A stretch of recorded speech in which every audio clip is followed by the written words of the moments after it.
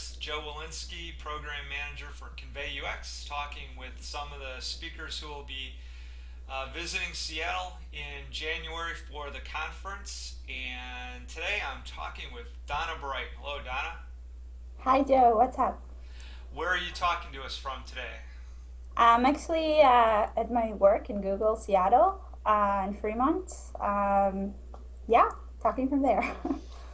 Well, tell us a little bit about your background. How did you come to be in Seattle? Tell us a little bit about the type of work that you do. Sure. So I'm a user experience designer working on Google Maps imagery. So basically everything related to images and imagery found on Google Maps, and also like how basically allowing users to upload and contribute that content to maps. One of the latest launches we did was the Photosphere Camera App on iOS. It's an app that lets users basically create their own street view and upload that to maps. Before that, I worked on a startup that was actually acquired by Google called Lapixies. I was designing games. And before that, I was a web designer designing websites. So my background is pretty versatile. I'm originally from Israel, and my like background is visual communication. Um, yeah. Are you in the Seattle Fremont facility or on the east side in Kirkland? I'm on the Fremont. That's where, in general, the Google Maps team is located. Although I'm working with like teams in different offices around the world, including Beijing and Mountain View. Yeah. And what does it mean to be involved with UX for Google Maps? What types of activities are you involved with? So basically, yeah, as I mentioned, my focus is the imagery. So the specific products are Google Maps use, which is a dedicated imagery website, basically photographers community that contribute to Google Maps, and Photosphere Camera App. My focus is basically everything related to imagery on maps. All right, well that's a big subject area. Yeah, there's a lot to do, and obviously I can't kind of, drill into every specific project because not everything is published. Yeah. Well, I'm sure you have plenty of things going on, but are there any new things that you're interested in? Things that are particularly sparking your interest right now? In general, I'm really excited about the whole evolvement of this field and how basically, the whole field is emerging. There's really advanced camera, like photography types that are basically getting to, the everyday user. For example, like the two examples are again the Photosphere camera, but also the Hyperlapse app. And I think, we see the GoPro cameras everywhere. The 3D photography is really advancing. And I mean, basically, I think we'll have some really interesting experiences coming in the next few years. And your topic at the conference is titled Simplifying Complex Interactions. So maybe talk a little bit about, first of all, what that means to you, and the things you'll be talking about to the conference attendees.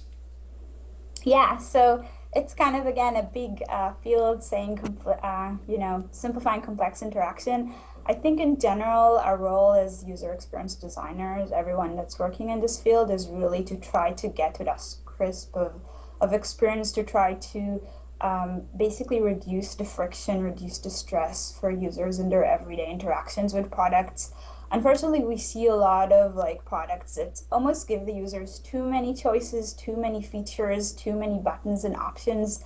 One thing I really like to kind of refer to as the jam experiment, where they gave users 6 types of jams to choose from and 24 types of jam. And it was like crazy how, like, basically, I think 30% of the people who had to choose between 6 types of jams ended up buying a jam, and only 3% of the people who had introduced of like 24 choices bought a jam. And that just, it's just one example of how we tend to kind of give users almost too many choices and too like I think our basically role as designers is to kind of almost hide everything, all the complexity that's, all the product is going through to get them to that experience, what the engineers are working on and, the PMs and all the like, it's sometimes a lot of like complicated decision making and what features will be in there and what not. But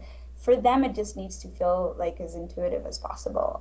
Those are big words, but obviously there are really basic rules of how to get to that place. I can, start with a few, but the idea is in this presentation, I will talk about the basic rules for that and how to try to again reach to that goal because obviously it's a really hard job and that's what we do all day.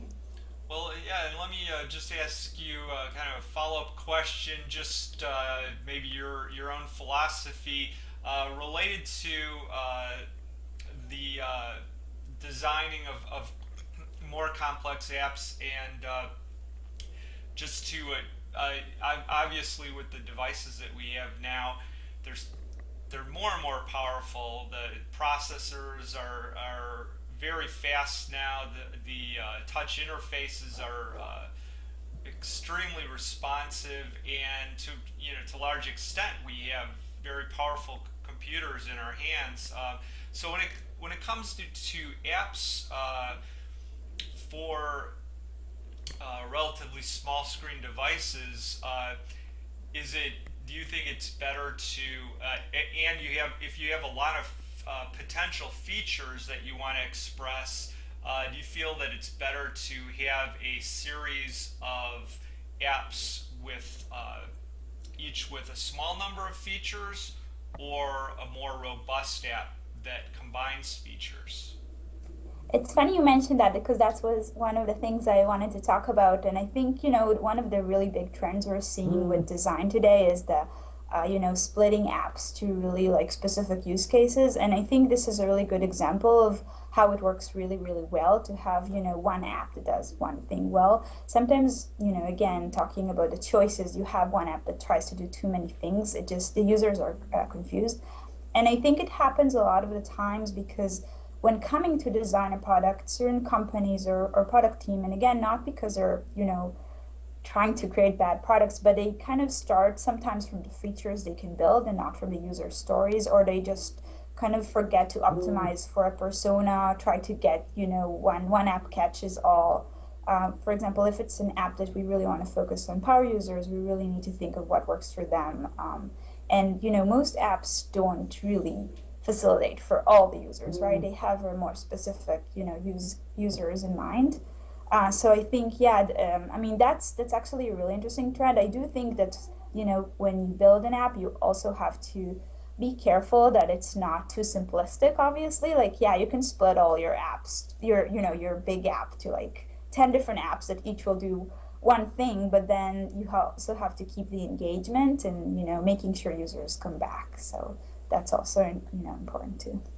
And you mentioned just different categories of users, different personas that that we might have, different archetypes using our products. So along with my kind of my previous comment, but related to user experience, what do, is it a situation where you'll want to have different apps for different types of users?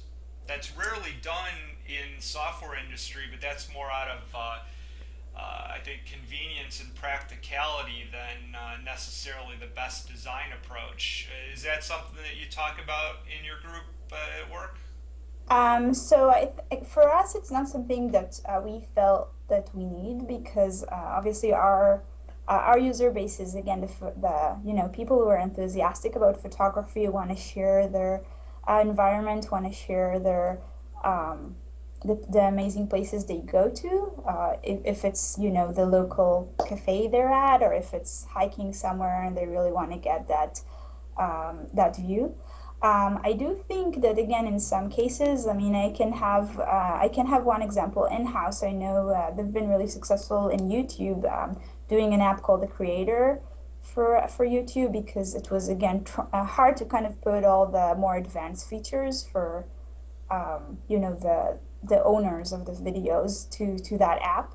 But even for us, I mean, you could potentially say, obviously, we're part of Google Maps, but the reason we have a dedicated app is that it again, it's kind of it makes a lot more sense, right? Because it's not like all the users. And again, we would love to, obviously, if all the Google Maps users would want to contribute photos, and that will be amazing. But that app is again more specific and geared for photography enthusiasts.